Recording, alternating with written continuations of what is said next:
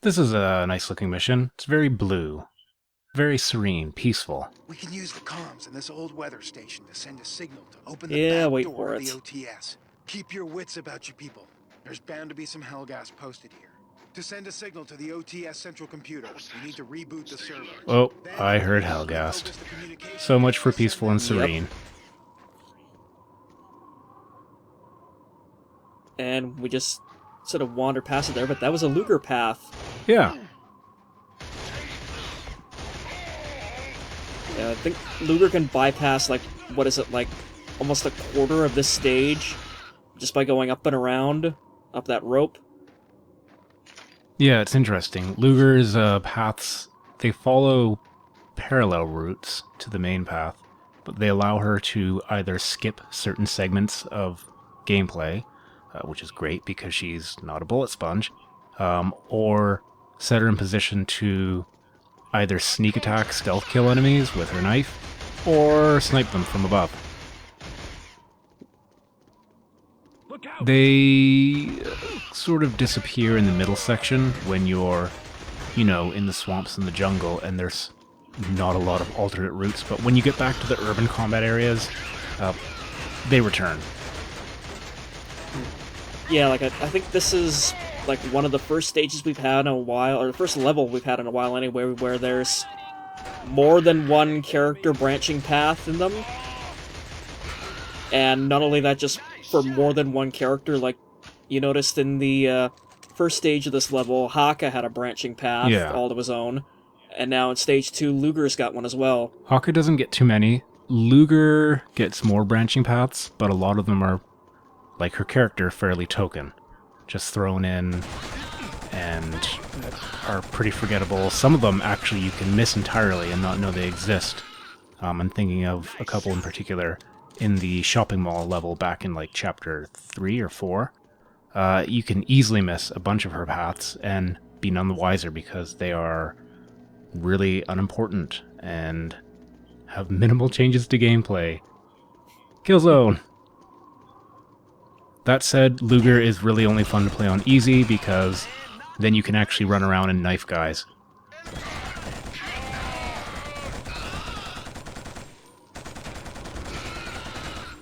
Of course, that goes out the window when you get to the swamps and there are no, tunnels for you to sneak through and knife them. Yeah, see, like, we just sort of, come on, turn around, turn around, turn around. There There it we is. go, that... Yep, she would have cut out all of that to get her up there and in perfect sniping range to take all these guys out with her nutshot rifle. I figured something out, actually, while playing with Luger.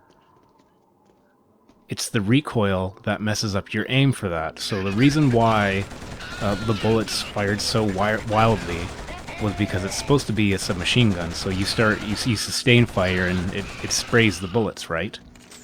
If you fire and wait for her character model to come still, Do it, do it, do it, yes, it will there we actually go. fire a straight shot again. The weather station comm server's in this room. Despite the fact that you're now using it as a single shot burst. Which is weird, but hey, I guess that's gameplay physics for you. Also, rest in peace, Water Jug. And Templar, because I just killed him. Yeah. Well, Templar is no big loss, but that water jug. I heard another one Oh my fall god. too. There it is on the Yep. ground. That was... Yep, the Hellgas got that one. I know, it's part of our ongoing mission to make sure that no water cooler remains standing by the end of this LP. I checked the objectives there because at this point, I had really forgotten why we were where we were. Yeah, this was going on probably 1:30 in the morning. We'd been playing the game straight through, non-stop. And Killzone's fun, but I wouldn't recommend marathoning it again.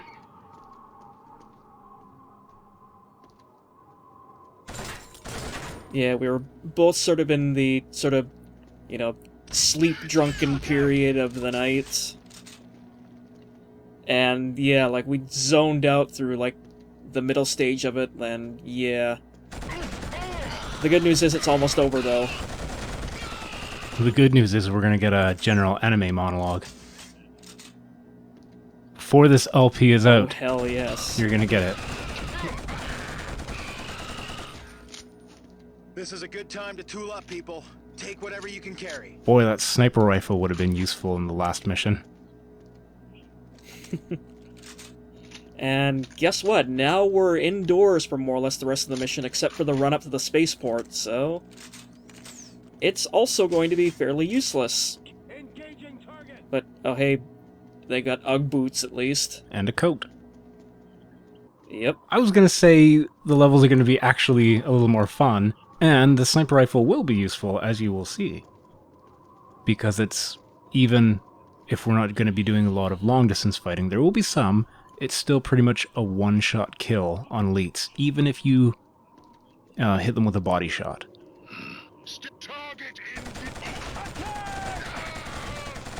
Because not only is it a sniper rifle, but it's apparently throwing out giant javelins.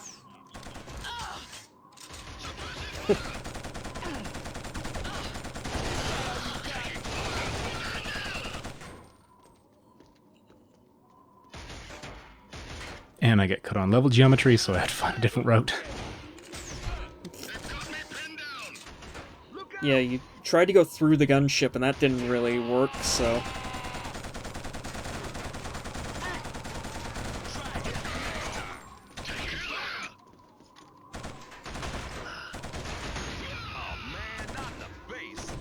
Oh, what do you want, Rico?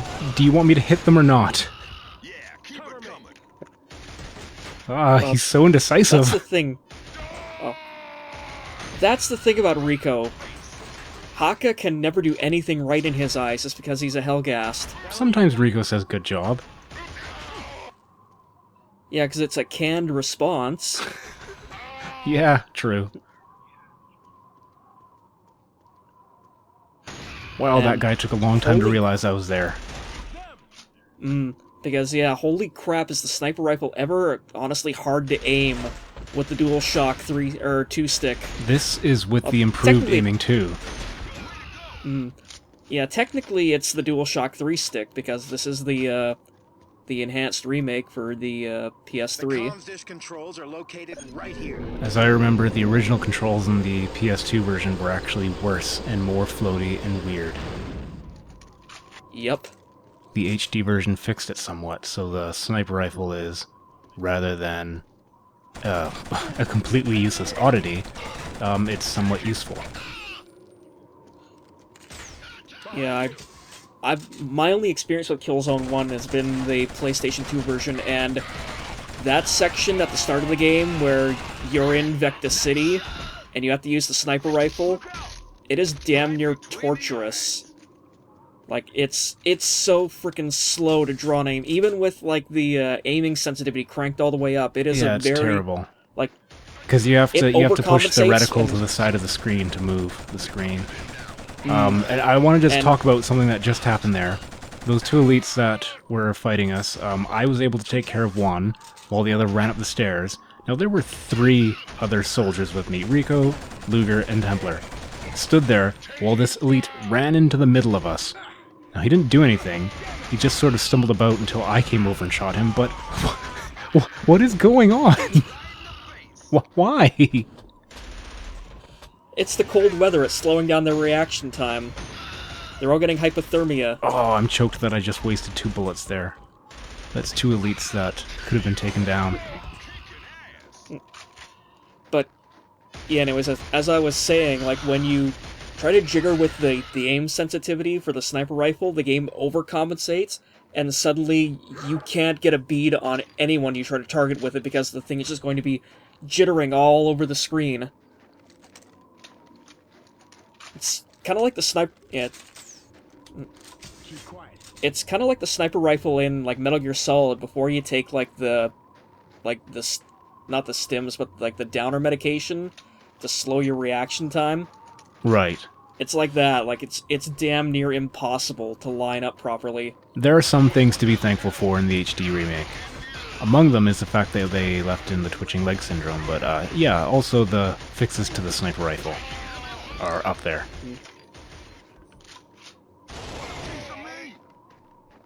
Yeah, they also kind of cheaped out on the cutscenes, but I guess those must have been, like, hard-coded, like they didn't have the raw files to do anything with them.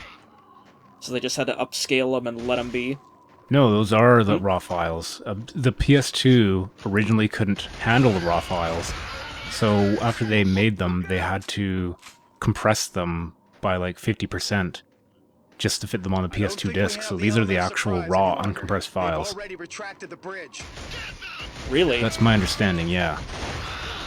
Huh. Well, you learn something new every day. Yeah. And, funnily enough, they still look like crap, so there you go. This is, I would argue, still one of the better looking PS2 games, but that is a relative term since there aren't many good looking PS2 games. Yeah, it's like... I'll see if I can find that article, though. I believe there's actually an interview where they talk about how they had to compress and cut down the original cutscenes. And then on the PS3 version, these are actually all uncompressed. But yeah, if, like, you're looking for, like, a list of, like, decent-looking PS2 games, it's like the Final Fantasies, like, Shadow of the Colossus... Snake Eater. And anything Naughty Dog... Yeah, Snake Eater, and anything Naughty Dog did, essentially.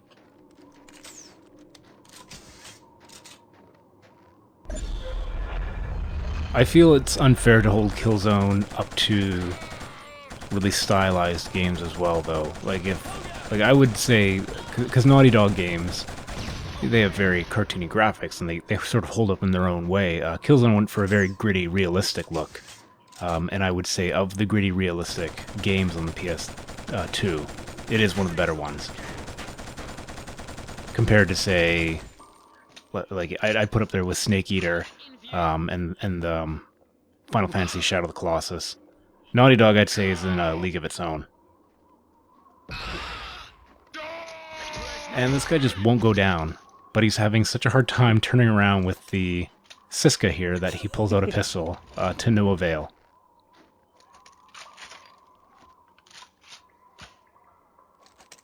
The Siska will be useful. The hardest part about this section is the elites are bullet sponges.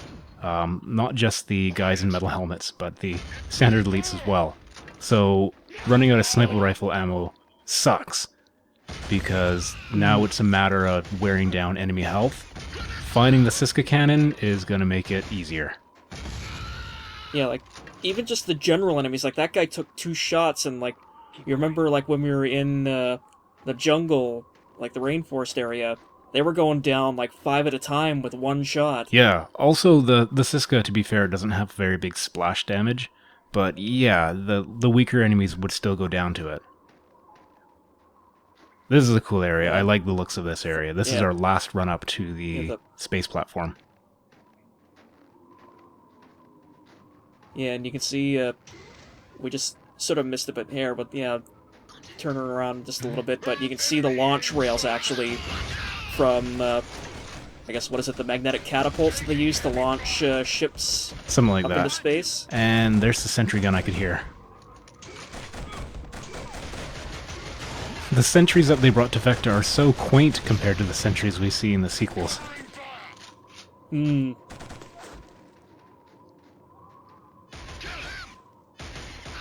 Yeah, like, the things that show up in Killzones 2 and 3 are just absolute monsters. Like, literal capital M monsters.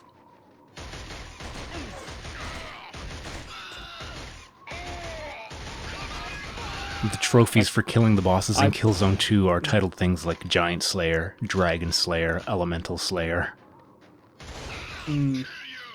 We'll get to that. And, like, yeah, like, yeah, I was sort of watching as Sally was replaying the end of Killzone 2. Don't give away any spoilers now. I'm not going to. I won't say who gets shot in the face, but anyway.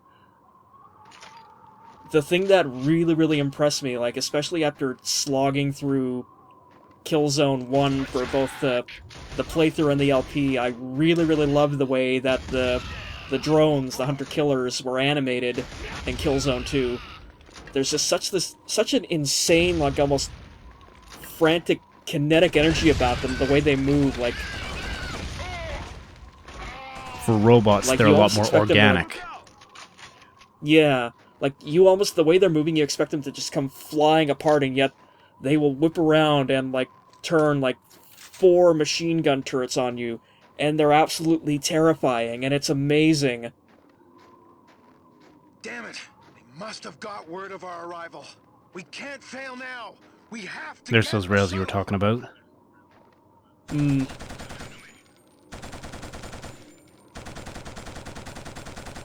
It's like, yeah, there's, like, Watch out! Sentry an bots ISA approaching. soldier, a chick in black. I think one of them's like, I think one of ours, and an angry guy who won't stop cursing. They're coming up the mountain. What do we do? Oh, here we go. We're too late. Oh, It's not the last shuttle, don't worry. yeah. Well, we got one left. But yeah, that is a nice little sort of fake-out slash scenery demonstration there. Because, like, once you get out of the city, like, there's not that many really cool, like, animated set pieces like that happen in the game. Like, I think there's that one sort of gunship crash in the jungle that's pre-scripted. Oh, and the collapse of the bridge But- when you detonate the... whatever it is you detonate. Yeah.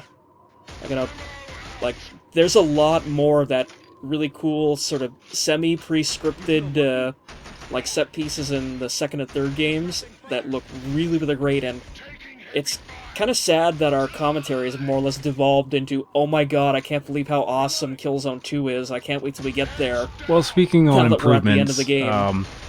this is a section of the game that would have really benefited from some music right now. I get that the thing they wanted to do was Yeah. have the music accompany the cutscenes and make it more cinematic, and then have the gameplay feel realistic. Like, you don't hear music in a battle zone, but it's a video game, it's entertainment, and in a heated pitched battle, some epic music really improves the atmosphere. And thankfully that's something they learned and implemented in the sequels, so there you go. Yeah, the one area I really compliment Gorilla on is they learn from their mistakes. And, like, they don't overcompensate with it, but they learn, like, they tweak it in just the right areas, that it makes you feel like, yeah, okay, these guys understand what they're doing, and, you know... And thankfully Sony You didn't, wanna give like, them a can second them chance, before yeah. they got to have a second chance, too.